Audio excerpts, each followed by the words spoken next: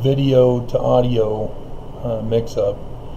I'm hoping that it's because I jumped too soon after pushing the start button. So we'll see how this one goes. This is going to be a little bit long, and it's not going to be any good if the audio doesn't match the video. But if I turn this into an audio, that won't matter. Okay. This is another reading from my website, from my religion page. This one is from May 12th, 2018, titled "The Truth of the Book of Mormon and Mormonism's Failure."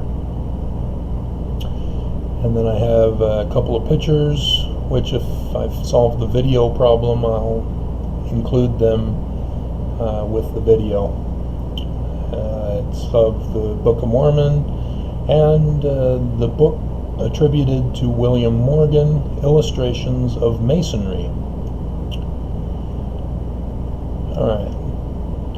Mormons are led to believe that the Book of Mormon is a witness of the physical reality of Jesus Christ having appeared to the ancient American inhabitants.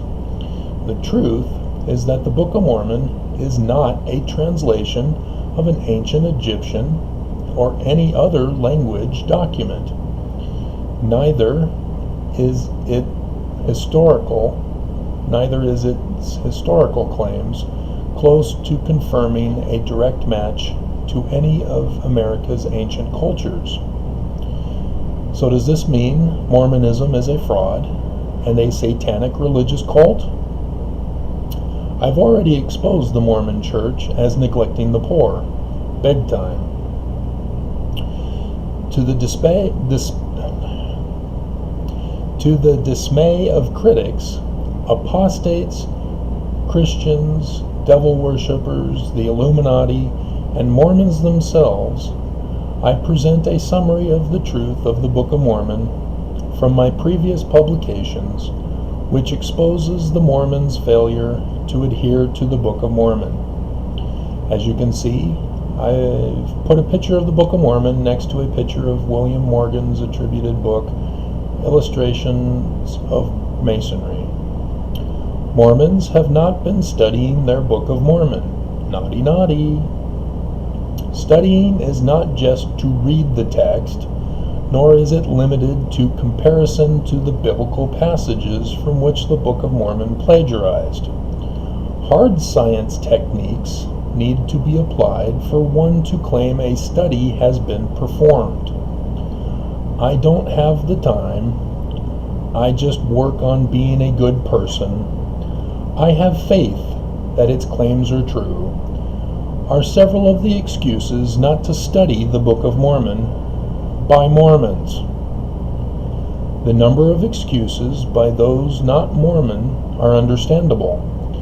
So what if I told you that what is going on in the United States at this very time and what is designed to befall this nation has all been warned about in the Book of Mormon, but it is not intended to be prophetic, but an actual warning. Its real authors exposing the nefarious plot against the brand new United States.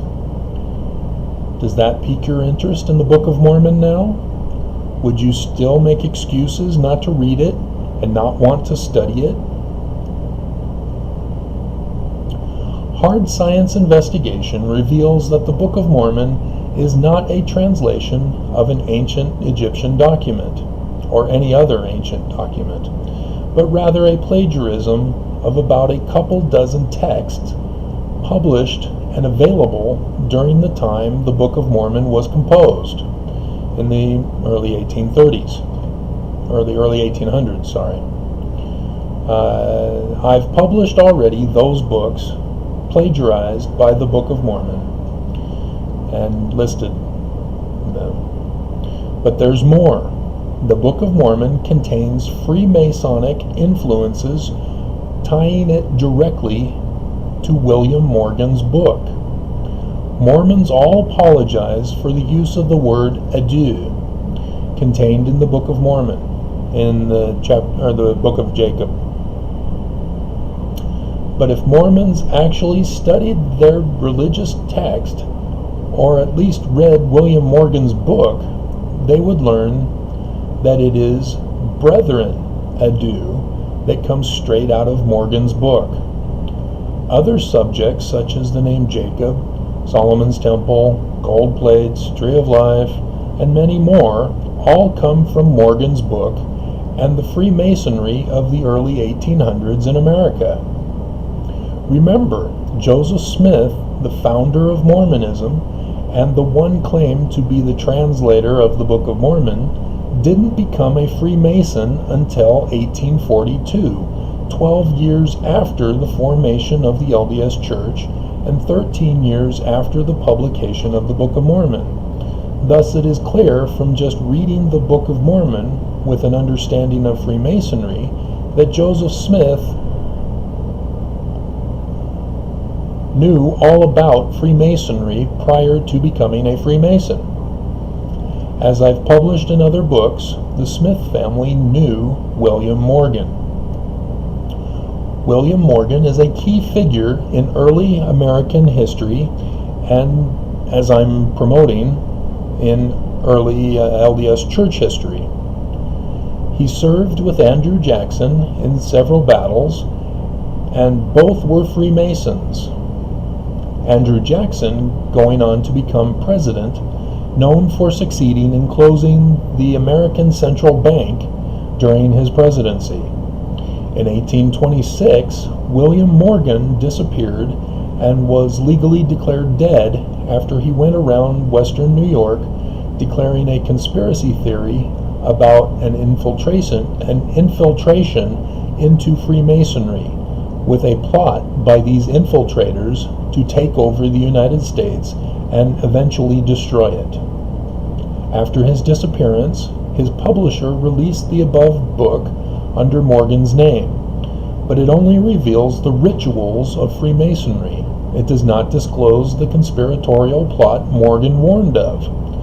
The colonialists nevertheless rioted and destroyed, by burning to the ground, hundreds of Freemasonic temple halls, leaving only a few dozen in its aftermath, and thus emerged the Anti-Masonic political party and movement that even challenged Andrew Jackson.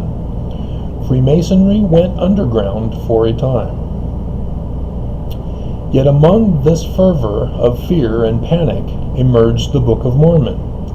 In the Book of Mormon, in the first book, in the Book of Nephi, the main character, named Nephi, taken from the Book of Maccabees in the Apocrypha, second Book of Maccabees, has a dream in which he sees a great and abominable church, which not only rules the world and oppresses the poor, claiming to be godly, but leading the people astray after Luciferian doctrines, even to the point of messing up the Bible by removing of books and altering the translations to cause the people who follow it to make many errors in judgment, action, and behavior.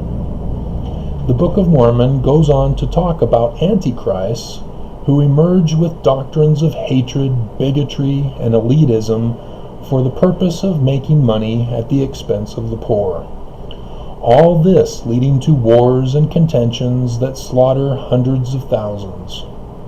Or thousands, I guess. No, well, yeah, the last great battle seems to total quite a huge number. The message is clear. There can be no king who rules the land. Then came the time for the prophesied coming of Jesus Christ on earth, and the Book of Mormon tells of the assassination of the government leader, and a man named Samuel appears to warn the people to be good, and that there will be signs in the heavens. The people tried to murder Samuel, and as the time drew near, there was a conspiratorial plot to murder the people. And then occurred a collapse of the government, reverting into tribal family units. And finally came the physical destruction of the wicked, as the survivors got to see the coming of Jesus in the flesh to usher in an era of peace. This group who caused the people's destruction were a secret organization who at first started by influencing contrary philosophies, then became a band of thieves and murderers. Then they began infiltrating society organizations, rising up in rank to eventually take over the government and churches, changing the laws, the written constitution, and the practices of the people to allow criminal and immoral behavior. The Book of Mormon was written to encode William Morgan's warning of the secret organization that plotted to destroy the United States in 2018 after the signs in the heavens. Yes, 2018. They knew of the plot way back then. President Kennedy, who, just before his assassination, gave a speech warning about and asking for help to conquer the secret government. So what have the Mormons been doing to rise up and save the United States from this threat spoken of in their primary scripture?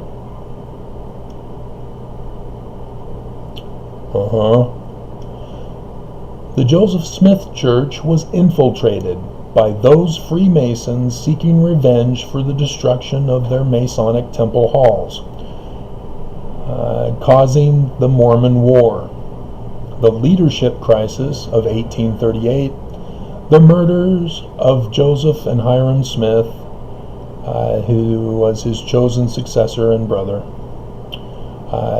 The original name Hiram is Hiram, which was on his birth certificate. Those who don't know Freemasonry, that's the spelling of the Freemasonic Hiram. So Hiram was changed later, and we can imagine it was after the Anti-Masonic movement. And causing the succession crisis of 1844. The Mormon Church was shattered into over 80 different splinter groups, with 1,000s of individual separations. The infiltrators' revenge was like a Holocaust. The splinter group that settled in what is now Utah was led by Brigham Young, who was one who had an axe to grind with the Smith family, and was responsible for bringing in the infiltrators who caused the splitting destruction. Brigham, when in Utah, committed more acts of murder, established polygyny, altered the temple ritual. Polygyny is more than one wife. Patterned the temple ritual after Freemasonic rituals, changed the doctrines of the religion, and worst of all, changed the very nature and character of the Mormon God.